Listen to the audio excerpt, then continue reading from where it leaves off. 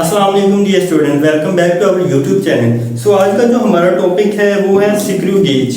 यानी पहले हमने वर्नियर कैलिपर को डिस्कस किया, उसकी मेजरिंग किस तरह करते हैं और उसकी रीडिंग किस तरह देते हैं, वो हमने इसको डिटेल से डिस्कस किया। अब हम स्क्रू गेज पर डिस्कशन करेंगे। वर्नियर कैलिपर के बाद स्क्रू गेज की आखिर हमें ज़रूरत ही क्यों पेश आई, सो इसको हम डिस्कस करते हैं। ज़रूरत इसलिए पेश आई क्योंकि जो वर्नियर कैलिबर था वो हमारे पास 0.1 मिलीमीटर तक ही पैमाइश कर सकता था। यानी उससे कम अगर हमें कोई पैमाइश चाहिए होती थी, कोई मेजरमेंट चाहिए होती थी, तो वो उसके लिए सूटेबल नहीं था।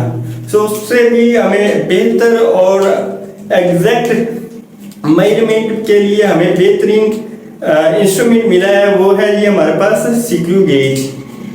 सो स्क्रू गेज के बारे में देखते हैं कि ये किस तरह उससे मजीद एग्जैक्ट वैल्यू और रीडिंग हमें देता है। So screw gauge is instrument is used to measure the length or diameter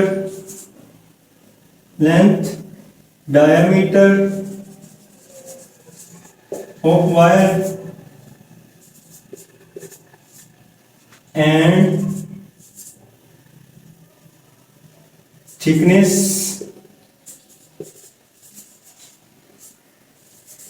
of metal sheet।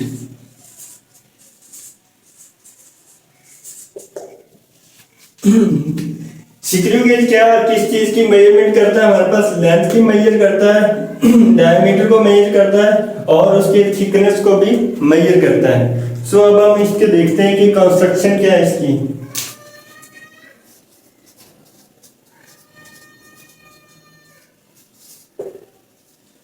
Construction में जैसा कि आपको नजर आ रहा है कि ये हमारे पास है स्क्रू गेज।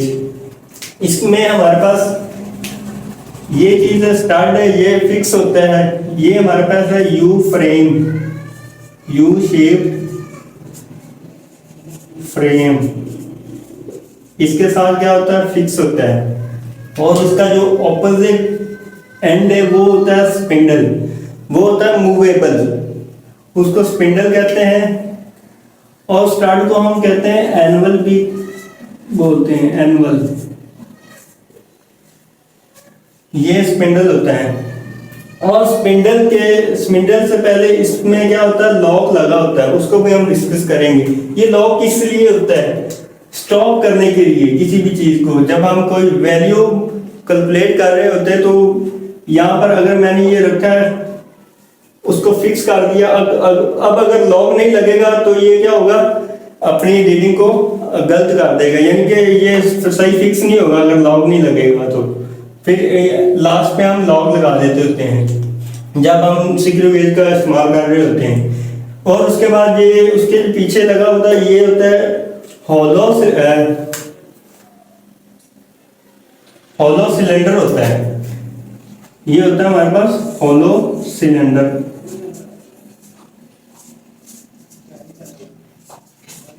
हॉलो सिलेंडर इसको स्लीव भी बोलते हैं, स्लीव। और इसके अंदर क्या होता है? हमारे पास मेन स्केल, इसके अंदर मेन स्केल होता है। और इसमें जो रेड लाइन इस तरह मैंने ड्रा की है सीधी, इसको क्या कहते हैं? इंडेक्स लाइन,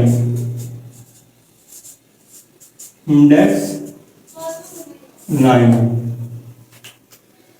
और उसके साथ ही हमारे पास है सर्कुलर स्केल, इसको हेड स्केल भी कहते हैं।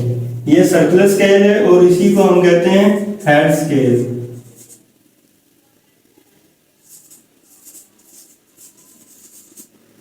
Head scale. और उसके पीछे लगा होता है थिम्बल। अब थिम्बल क्या काम करता है? रोटेशन का काम करता है। जब हम कोई भी चीज यहाँ पर स्पिंडल और स्टड के दरमियान रख देते हैं तो क्या हम रोटेशन करते हैं, रोटेट करते हैं ताकि ये फिक्स हो जाए, ये अपनी जगह से मूव ना हो। सो हम थिम्बल को रोटेट करते हैं पकड़ कर। और उसके बाद हमारे पास रैचेट लगा होता है। अब रैचेट क्या काम करता है, अब थिम्बल के जरिए तो हमने इसको फिक्स कर दिया है, लेकिन ये अभी मूवेबल ही होगा, सही से फिक्स नहीं होगा। अब रैचेट को हम क्या करेंगे, क्लॉकवाइज रोटेट करेंगे। ये सिर्फ एक ही डायरेक्शन में मूव होता है रैचेट हमारा जो होता है। अब इसको हम क्या करेंगे, क्लॉकवाइज डायरेक्शन में रोटेट करेंगे तो हमारे पास टिक की आवाज आएगी। इसका मतलब होगा कि अब हमारे पास यहाँ पर लॉक लग गया है, ये अपनी जगह से मूव नहीं करेगा आगे मजीद। तो ये इसके फंक्शन है, ये इसके पार्ट्स हैं जो मैंने अभी डिस्कस किए हैं, यानी ये सारे कंस्ट्रक्शन में हमारे पास आ जाते हैं। उसके बाद हम इसकी देखते हैं लीस्ट काउंट, या इसमें पिच का कॉन्सेप्ट आ जाता है। पिच क्या चीज, ये कंस्ट्रक्शन में सारी चीजें आ जाती हैं। पिच,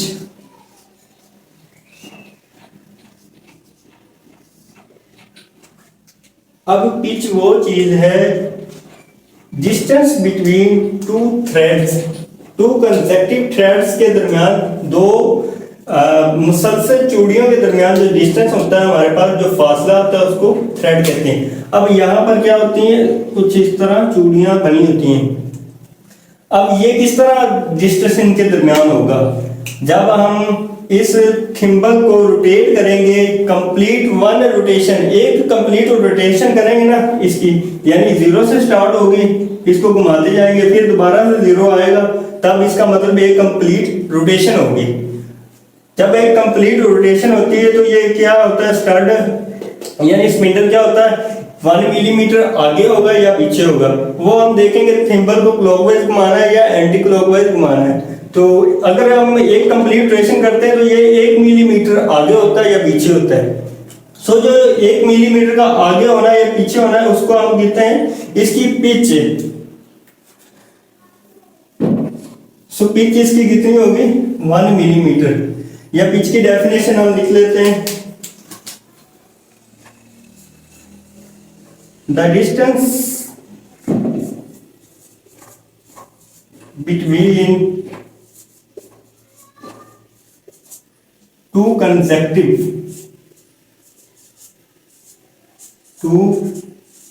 कंसेक्यूटिव या consecutive threads is called pitch। यानी थ्रेड्स कुछ इस तरह हमारे पास बना होता है, इस तरह। अब ये जो डिस्टेंस होगा हमारे पास, ये कितना होगा, 1 मिलीमीटर, यानी दो कंसेक्टिव थ्रेड्स के दरमियान, एक और दो, इनका दरमियान जो डिस्टेंस होगा हमारे पास वो 1 मिलीमीटर होगा। सो नेक्स्ट हम डिस्कस करते हैं इसका लीस्ट काउंट।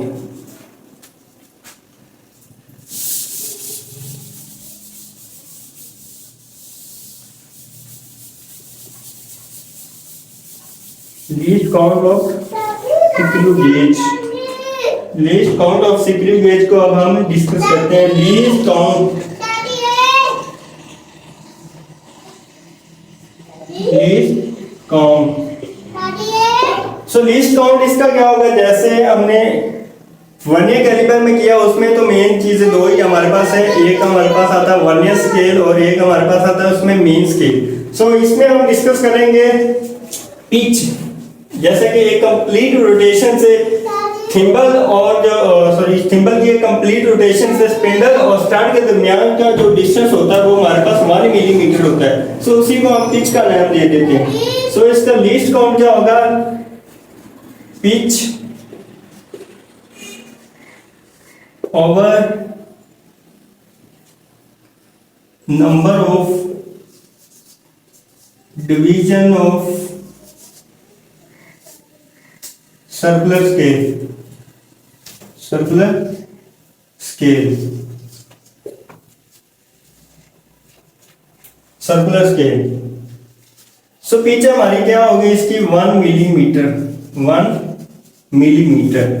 और number of division of circular scale क्या होंगी इसकी 100 डिवीजन है, जो आपकी बुक में डिवीजन दी गई है वो 100 है।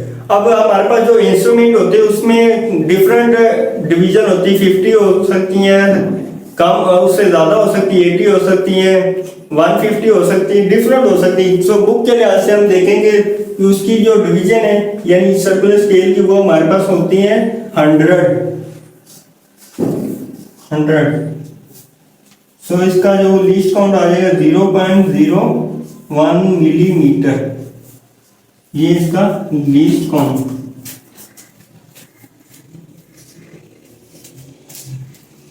तो लीस्ट काउंट की डेफिनेशन क्या बनेगी, वो हमारे पास मिनिमम वैल्यू जो कि किसी भी चीज की मेजरमेंट के लिए हमारे पास दी गई होती है या हम इस्तेमाल करते हैं, वो वही उसी का लीस्ट काउंट कहलाता है।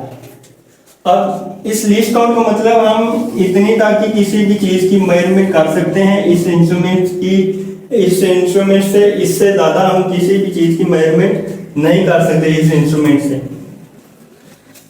सो नेक्स्ट हम डिस्कस करते हैं इसके एरर को, यानी इसमें भी जैसे वर्नियर स्केल में हमने zero error, positive error, negative error को डिस्कस किया। अब हम स्क्रू गेज में डिस्कस करते हैं एरर क्या चीज है।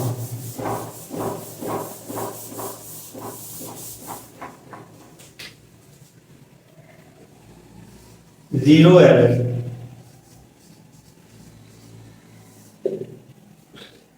इसका क्या मतलब है जीरो एरर? अगर तो हमारे पास जो मेन स्केल है और सर्कुलर स्केल की जो इंडेक्स लाइन है, या मेन स्केल और सर्कुलर स्केल की जो जीरो लाइन है वो आपस में कोइंसाइड कर जाए तो हमारे पास जीरो एरर क्या होगा, जीरो होगा, मतलब सिफर होगा, कोई एरर नहीं होगा। अगर तो मेन स्केल और सर्कुलर स्केल की जो जीरो लाइन है वो कोइंसाइड नहीं करती, मिलती नहीं है एक दूसरे से, तब हमारे पास जीरो एरर एग्जिस्ट करेगा। अगर हमारे पास ये है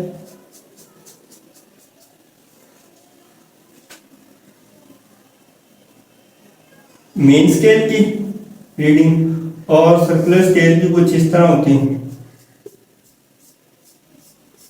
अगर इसकी जीरो, ये जीरो, ये इसकी जीरो के साथ अटैच हो जाएगी तब हमारे पास कोई भी एरर नहीं होगा, मतलब जीरो एरर जीरो होगा। अगर तो हमारे पास इसकी जीरो लाइन इससे कोइंसाइड ना करे बल्कि यहाँ इसकी जीरो आगे चली जाए तब हमारे पास क्या होगा, नेगेटिव एरर होगा। अगर हमारी जो इंडेक्स लाइन से सर्कुलर स्केल की जो जीरो लाइन है वो आगे चली जाए तो हमारे पास जो एरर होता है वो नेगेटिव एरर होता है, नेगेटिव एरर। तब नेगेटिव एरर होगा जब हमारे पास जो सर्कुलर स्केल की जीरो लाइन है इंडेक्स लाइन से आगे चली जाए तब हमारे पास नेगेटिव एरर। तो अगर तो हमारे पास जो सर्कुलर स्केल की जो जीरो लाइन है वो इंडेक्स लाइन से पीछे रह जाए तब हमारे पास क्या आता है, positive error, positive zero error होगा। हाँ, जब हम रीडिंग ले रहे होते हैं तो हमारे पास जो नेगेटिव एरर आता है ना वो रीडिंग में हम क्या कर देते होते हैं, प्लस कर देते होते हैं रीडिंग में, ये थोड़ा उल्ट हो जाता है। इसी तरह जब हमारे पास पॉजिटिव एरर आ जाता है, जब हम रीडिंग लेते हैं तब हम उसको क्या कर देते हैं, रीडिंग में माइनस कर देते होते हैं। इसमें ये दो चीजें भी हमने देखनी होती हैं। सो अब हम इसका फार्मूला डिस्कस करते हैं कि इस फार्मूले से हम किसी भी चीज का डायमीटर निकालेंगे स्क्रू गेज की मदद से। सो डायमीटर का formula main scale reading plus circular scale reading multiply least count of circular scale. इस तरह हम इसका डायमीटर फाइंड आउट कर सकते हैं। अगर हमें इसका रेडियस निकालना हो तो रेडियस का फार्मूला हमारे पास आ जाता है, मैं यहां पर लिख देता हूं r इक्वल टू d/2। तो इस तरह हम किसी भी डायमीटर से हम रेडियस का भी फार्मूला बना लेते हैं। सो आज का जो हमारा लेक्चर है वो यहीं तक ही था। अगर आपको किसी किस्म की प्रॉब्लम या कोई इशू हो तो आपने कमेंट सेक्शन में लाजमी बताना है। सो मिलते हैं नेक्स्ट वीडियो में। Thank you so much.